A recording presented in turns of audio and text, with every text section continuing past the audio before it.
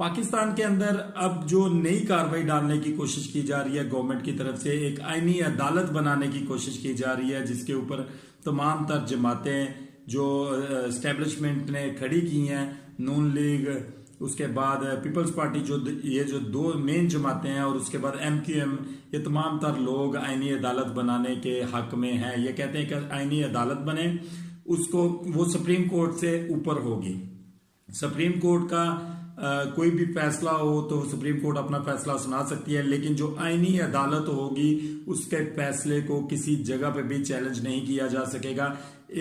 आप सिर्फ ये कर सकते हैं कि एक अगर उस अदालत ने अगर आपके खिलाफ फैसला दिया है तो आप सुनवाई की दोबारा से रिक्वेस्ट उसी अदालत के अंदर कर सकते हैं, आप हाई कोर्ट में नहीं जा सकते हैं। सोचने की बात यह है कि पिछले 75 सालों में इस तरह की कोई आईनी अदालत नहीं बनी, अब इसकी अचानक क्यों इतनी जरूरत पड़ गई है? इनको अपनी मौत नजर